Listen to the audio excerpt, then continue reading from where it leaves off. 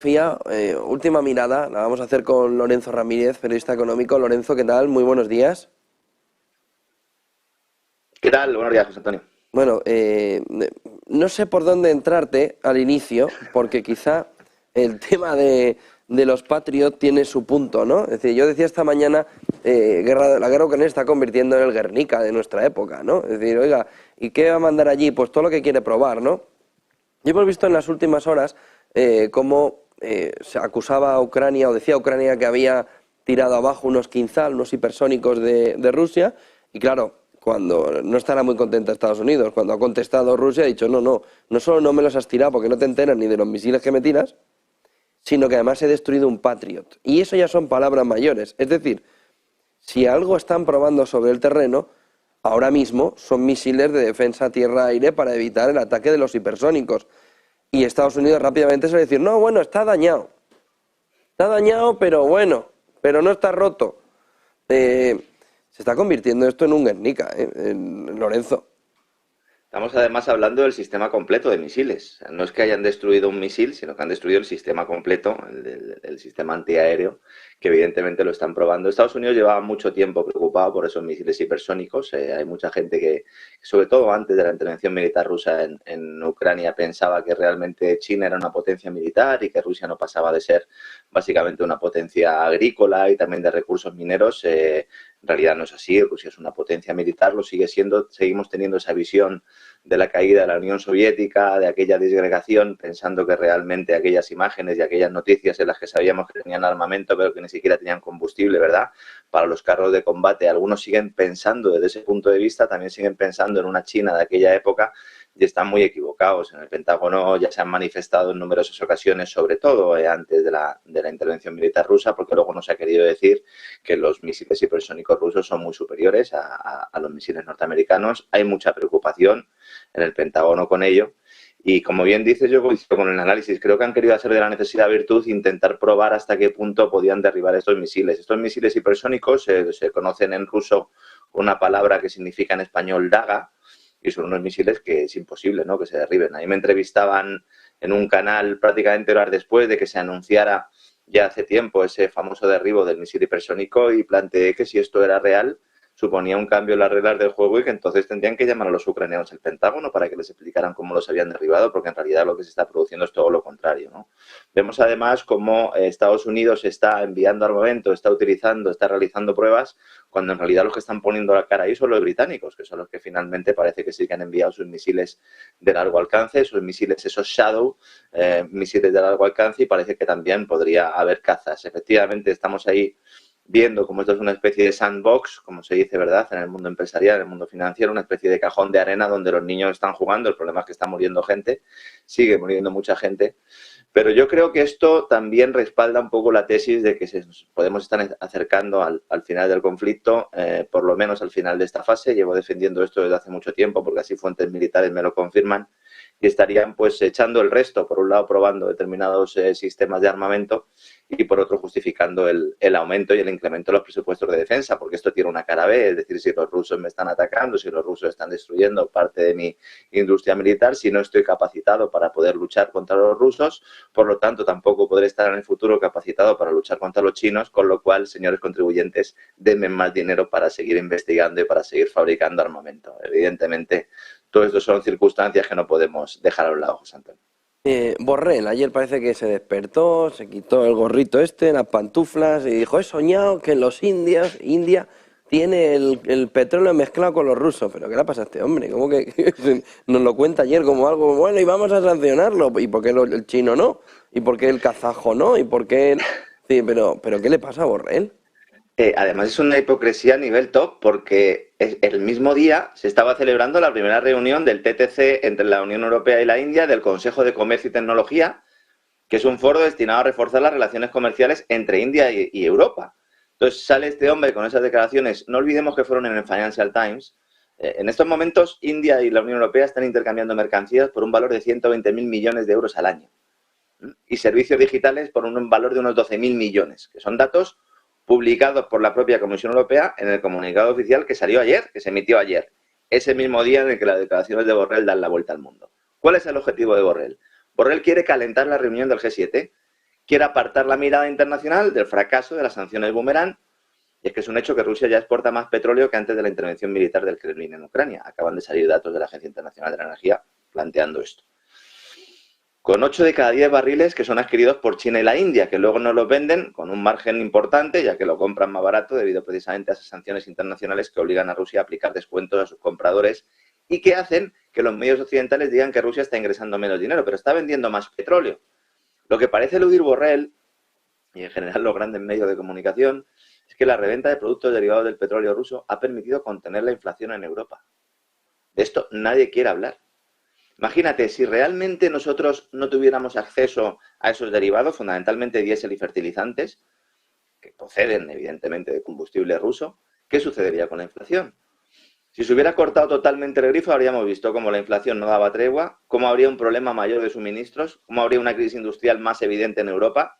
Crisis, por cierto, de cada día más relevante, aunque se intente ocultar. Ayer también datos publicados por Eurostat confirmaban que en realidad el Producto Interior Bruto de Alemania se redujo una décima en el primer trimestre. Supongo que has visto la lista. Nos dijeron que había evolucionado 0,0% Alemania en el primer trimestre, el crecimiento sin alcohol, como le llamo yo, pero cuando uno va a los datos de Eurostat, ahí se ve que están maquillados, porque ahí pone Alemania menos 0,1, lo cual implicaría que está en recesión.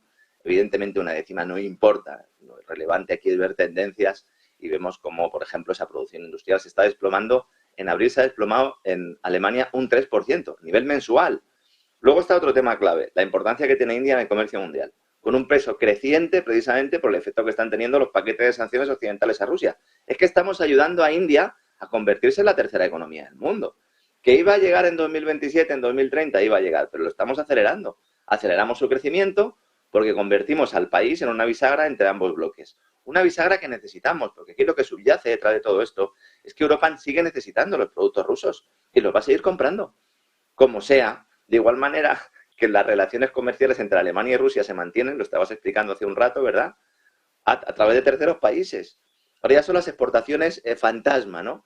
Claro, ya antes de la intervención militar rusa en Ucrania, Morgan Stanley planteaba que India sería tercera economía mundial. Ellos decían antes del año 2027, con un desarrollo muy parecido al que experimentó China entre los años 2007 y 2012, sobre todo, favorecida por deslocalización industrial, occidental, por digitalización, la transición energética. India también tiene un papel aquí importante. El 70% de las exportaciones indias son productos manufactureros. En 2021 ya la Unión Europea era el segundo socio comercial del país, solo por detrás de Estados Unidos. El PIB de la India se va a duplicar en la próxima década, impulsado por exportaciones, por actividad industrial. Entonces, evidentemente no parece, por lo tanto, muy acertado plantear sanciones contra este país. Porque, como bien dices, habría que plantear sanciones ya contra todos. ¿Qué vamos a sancionar? ¿Al resto del mundo? Va a decir, Europa y Estados Unidos contra el resto del mundo. Y lo peor de todo es que esto Borrell lo sabe. Está haciendo propaganda, está mintiendo, pero bueno, es que Borrell está acostumbrado. Oye, Borrell es un tipo que no podemos olvidarlo, es un tipo que ha llegado al puesto al que ha llegado, básicamente amparado en la corrupción. Borrell tiene un caso de corrupción cuando era secretario de Hacienda del gobierno español, que se tapó de mala manera a una Hacienda catalana con unos negocios de los cuales al final él salió sin ser imputado como testigo. El caso Abengoa es evidente y otros muchos más elementos. Habría también que analizar el papel de Borrell con el tema de las desaladoras y del proyecto Agua y de Cristina Narbona, relación evidentemente con Borrell. Todo esto habría que analizarlo. Entonces, él lo único que hace aquí pues es intentar eludir responsabilidades y sobre todo preparar esa reunión del G7 que es importante. Pues claro, pues vas a ir a G7 y vas a decir, miren, todo lo que hemos hecho está mal y vamos a seguir haciéndolo mal. Vamos a sacar ahora el 11º paquete de sanciones. Vamos a intentar meter a los indios de por medio mientras me reúno con ellos y les doy la mano. Es que no tiene ningún sentido. Eso a un lado del Atlántico, al otro lado del Atlántico tiene lo suyo. Es decir, lo último que está causando estupor en Estados Unidos es, bastante tienen con las reservas petroleras en Estados Unidos que están teniendo que sacar para compensar a la OPEP, como para ver ahora cómo Biden vendió reservas petroleras de Estados Unidos a una empresa china que estaría conectada con el centro de todo el problema, ¿no? Hunter Biden. Sí, al que han querido hacer el centro de todo el problema, porque en realidad el centro es Joe, es papá el centro de todo el problema, porque cuando uno empieza a analizar los negocios de la familia están ahí todos, incluido el propio Joe. Fíjate, para que la gente se dé cuenta de hasta qué punto es grave lo de la Reserva Estratégica de Petróleo de Estados Unidos. Están en su nivel más bajo las reservas desde 1983. Recordemos que en 1983 se llega con una crisis petrolera importantísima que motiva el patrón monetario mundial, se salió Nixon del patrón oro, luego llegan los petrodólares. O sea, la mayor crisis petrolera se produce justo años antes. Si Estados Unidos siguiera vendiendo parte de sus reservas petroleras al ritmo al que lo está haciendo ahora, en 2 años no tendría nada. No tendría reservas, no tendría absolutamente nada. Estoy siendo bueno con lo de los 2 años porque algunos dicen que en 1 año. Entonces, con este nivel, en octubre del año pasado, la administración ya anunció que iba a recomprar crudo para la reserva cuando los precios estuvieran entre los 67 y los $72 por barril. Claro, ese contexto se empieza a producir. La secretaria de Energía de Estados Unidos, Jennifer Granholm, dice en una comparecencia en la Cámara de Representantes que las compras se van a realizar este junio, después de otra venta de 26 millones de barriles que se va a materializar en las próximas semanas, venta que está amparada por el Congreso, no es una decisión exclusivamente de la Casa Blanca, también es importante que dejemos esto claro. Esto supondría adelantar las compras porque, según la propia Secretaría de Energía, estaba previsto que empezaran a realizarlas el próximo otoño, pero como hay mucha presión política, es evidente que esto es así. En este contexto, se descubre que la Casa Blanca ha autorizado la venta de 950.000 barriles de petróleo de la Reserva Estratégica de Estados Unidos a una empresa china participada por una sociedad de capital riesgo que se llama BHR Partners, fundada por Hunter Biden en el año 2013, que ha metido 1.700 millones de dólares en esta compañía china que se llama Unipec y que en realidad es una filial de Sinopec, del gigante petrolero estatal chino. Esta alianza se gesta en el año 2010, cuando Biden era vicepresidente del gobierno de Obama, y su familia hacía negocios en Ucrania y en China, como se está constatando en esa investigación que está haciendo el Comité de Congreso sobre esas finanzas de la familia Biden. Los abogados de Hunter dicen que ya no tienen ellos ningún tipo de interés en esta empresa de capital riesgo. Hay datos que dicen lo contrario, pero bueno, ellos lo aseguran. Pero claro, este descubrimiento pone en jaque el propio discurso de la Casa Blanca, porque desde el pasado abril está poniendo en el mercado 1 millón de barriles de petróleo diarios de las reservas, en teoría, para que estén a disposición de los ciudadanos americanos y de los aliados de Estados Unidos, algo que no casa con que se estén mandando en barcos a China. Y encima empresas con relaciones familiares con el presidente. Por cierto, parte de estas reservas estratégicas están llegando a refinerías ubicadas en la India. Porque aunque de esto no se hable, es evidente que Estados Unidos también participa en este cambalache de hidrocarburos y saca tajada de las sanciones impuestas a Europa, que es en realidad quien paga el pato, como hemos comentado antes, José Antonio. Y luego tenemos a Liz Truss, y repito, Liz Truss, que pinta en Taiwán, con el enfado que está dando a China, mientras China está intentando además rebajar un poco la tensión, mientras impulsa el corredor del grano ruso, que hoy sale el último barco del grano en Ucrania. De hoy ya se acaba el acuerdo del acuerdo, ¿no? Del acuerdo de cereal, en el cual estaba Turquía además participando como bisagra. Liz Truss está intentando pues encontrar trabajo. Supongo que habrá ido a Infojobs, habrá ido a alguna empresa de trabajo temporal, se habrá dado cuenta de que no puede seguir y entonces está intentando buscar trabajo con sus amigos. Liz Truss es aquella que le preguntan en una comparecencia pública en el Parlamento del Reino Unido, cuando ella estaba haciendo un discurso contra las dictaduras, contra las autocracias, y entonces le preguntan, oiga, ¿y entonces por qué Reino Unido hace negocios con Arabia Saudí? Dicen, hombre, es que aunque Arabia Saudí sea una autocracia, pero son nuestros amigos. Entonces está claro, ¿no? O sea, tienes que ser autocracia, pero también ser enemigo para que no haga negocios contigo. Porque el tema de la autocracia es una excusa que ellos buscan, ¿no? Se está calentando el tema de Taiwán continuamente. El G7 pretende en su declaración final, también nos lo ha dicho el Financial Times, es maravilloso que el Financial Times tenga la declaración final del G7 antes de que se produzca la reunión del G7. No me digas que esto no es bola de cristal. Se celebra en Hiroshima en los próximos días y ahí se va a plantear un concepto, el de coerción china. Lo adelantaba en Washington Post también hace unos días, acusando a Xi Jinping de estar utilizando la economía como un arma contra Occidente, lo cual le parece una broma, teniendo en cuenta que es precisamente la administración norteamericana la que está imponiendo restricciones a las empresas chinas, también en Europa, aunque se diga menos, sobre todo en el ámbito tecnológico. La propia Europa también está debatiendo en su nuevo paquete de sanciones a Rusia incluir a empresas chinas por suministrar equipamiento tecnológico a proveedores de armamento que luego venderían sus productos a Rusia, ¿no? Pero como los chinos quieren ganar la batalla del relato, al mismo tiempo que están ahí calentando el polvorín de Taiwán, ellos están rebajando el discurso. No sé si has tenido oportunidad de ver algo de prensa china en los últimos días, pero lo que se está haciendo es un poco rebajar el tono. Dicen, no, si es que nosotros queremos utilizar la vía diplomática, si es que nosotros no queremos entrar ahí en un conflicto bélico, si es que nosotros queremos hacer una apuesta comercial, que seguramente sea mentira, pero es lo que están planteando, ¿no? Ellos plantean la apertura de puertas. Entonces, con independencia de que nos creamos o no este mensaje, lo cierto es que los países no alineados con la OTAN, que es hacia los que se está lanzando este mensaje, esto cala. Y cala la idea de que es China la que está siendo agredida. Y esto le sirve a Xi Jinping para ondear la bandera de la paz en Ucrania. que es una estrategia muy inteligente que asusta a los analistas del Pentágono porque son conscientes de que para sacar adelante su agenda bélica, tanto en el este de Europa como en Taiwán, necesitan que China sea la agresora. Igual que necesitaban que que Rusia fuera la agresora. Por eso, ¿qué hizo Zelensky? Bueno, pues estar bombardeando el Donbass las navidades previas a la intervención militar rusa con un envío de armamento de la OTAN, que espero que en algún momento de la historia quede aclarado quiénes países participaron en ella, ¿no? Porque recordemos que Ucrania no es un país OTAN. Ahora, con la excusa de la intervención militar rusa, se le venden armas, pero y antes. Ahora es muy revelador comprobar los movimientos económicos que se están produciendo también en torno al gigante taiwanés de semiconductores, TSMC, por el cual apostó hace 6 meses Warren Buffett, aumentando el peso de sus inversiones en ella, y ahora se marcha porque dice que aunque la compañía es la más importante del sector, tiene un problema, que es su ubicación. Y tenemos a congresistas demócratas diciendo que hay que bombardear las fábricas de la empresa de Taiwán si China decidiera en algún momento realizar una intervención militar. Vemos cómo se están configurando las piezas.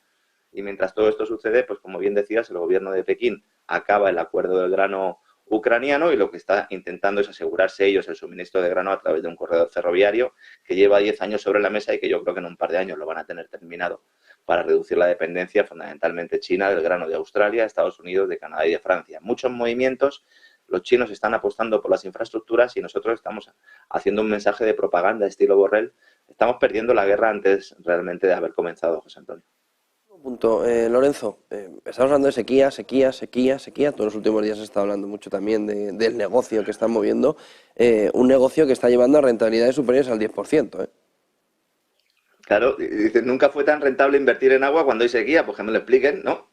Esto es otra paradoja, porque claro, nos dicen que la sequía avanza inexorablemente, cada vez llueve menos, cada vez hace más calor. Bueno, precisamente Nueva Delhi ha tenido uno de los meses más fríos, ¿no? De los últimos 40 o 50 años. Ahora es que lo vemos todo de un plano local, hay que verlo desde un plano global, ¿no? Y ahí nos damos cuenta de que realmente, pues en unos sitios llueve más y en otros llueve menos, ¿no? Pero si nos creemos el discurso oficial, dice, bien, cada vez llueve menos. Pero en cambio las empresas que se dedican a la gestión del agua cada vez ganan más. Entonces, esto en realidad no es extraño, porque la sequía global, real o imaginaria, permite a los poderes públicos destinar dinero a los contribuyentes a proyectos de recursos hídricos, que de otra manera tendrían que ser financiados exclusivamente por el sector privado. Y como consecuencia de ello, los fondos de inversión, que ya se han posicionado en esto hace ya muchos años, especializados en empresas relacionadas con la gestión del agua, pues tienen esa rentabilidad del 10% en los últimos 5 años. Publicaba un reportaje hace un par de días, 5 días, en el que hacía estas medias y hacía estos cálculos y planteaba esta cifra. Hay un reciente informe de Goldman Sachs que exponía cómo con solo un 12% del consumo mundial de agua siendo destinado a atender la demanda de los hogares, el uso agrícola e industrial se lleva al 88% restante. Aquí hay que lanzar un mensaje importante. En los países occidentales no hay problemas de abastecimiento de agua potable. No hay. Es falso. Es falso. Y cuando Teresa Rivera da entrevistas diciendo que nos vamos a beber el agua de nuestros hijos, no les importa la deuda de nuestros hijos, les importa el agua, es profundamente falso. No hay problema de abastecimiento de agua. Las empresas se están dando cuenta de que su uso no puede mantenerse en su forma habitual y por eso mismo la demanda de tecnologías avanzadas que ayuden a mejorar esa gestión del agua, a reducir el consumo, a reciclarla, crece entre las empresas. Pero la clave es que todo esto se hace gracias a lluvia de millones de contribuyentes. Cuando se habla de sequía, cuando se habla del sector privado, todo el mundo piensa en las eléctricas. Dice, qué malas son las eléctricas, que están vaciando los embalses. Pero hay otros tipos que sacan tajada de esta supuesta sequía generalizada y son los que ganan con que aumenten las zonas de regadío, que se esconden en muchos casos en asociaciones de regantes en las que creemos que hay pequeños agricultores que necesitan trasvases fluviales, conducciones para sacar el agua de las presas. Y es verdad que algunos están ahí, pero en realidad, en muchos casos, lo que hay detrás son grandes explotaciones agrícolas financiadas por fondos de inversión y empresas con intereses inmobiliarios ligados a la creación de campos de golf, zonas recreativas y luego multinacionales como Meta. Lo contábamos hace unos días, que van a montar un megacentro de datos en Talavera que va a consumir 600 millones de litros de agua potable cada año, ¿no? Y mientras se beneficia a estas grandes empresas, mientras se beneficia a los fondos de inversión, a los pequeños agricultores se les deja tirados como una colilla. La propia Teresa Rivera le está diciendo a los regantes de Huelva que compren fresas para hacer mermeladas y helados si no las pueden cultivar ellas, ¿no? Entonces, se usa la sequía, atribuida además al cambio climático producido por el hombre, para aplicar recetas de ingeniería social, mientras se culpa a la humanidad entera del problema. Lo cual, pues en último término, ¿qué justifica? La actuación de organismos supranacionales, que son ellos los que deciden y los que van a decidir quién tiene agua y quién no. Luego hay otra modalidad que se está poniendo también de moda, que es el canje de deuda por recursos naturales. En Ecuador, el Banco Interamericano de Desarrollo ha ofrecido condonar parte de la deuda a cambio de que se le ceda la gestión del control de las Islas Galápagos. Esto es una privatización de la naturaleza, una privatización que en realidad no se entrega directamente a las empresas, sino que primero va a manos de organismos supranacionales que dicen ser públicos y luego las concesiones se dan a las empresas. Esa especie de plutocracia, esa especie de capitalismo inclusivo, de colaboración público-privada que se está imponiendo y que forma parte de ese Great Reset o gran reseteo que impulsa tanto el Foro Económico Mundial, pero que en realidad pues, es algo que ha sucedido en otros momentos de la historia, lo que pasa es que ahora se aplica a nivel global, José Antonio. Pues muchísimas gracias por toda esa fotografía, Lorenzo Ramírez, periodista económico. Buen día y buen negocio, Lorenzo. Igualmente, un abrazo. 10:23, nos vamos ya, pero dos cuestiones.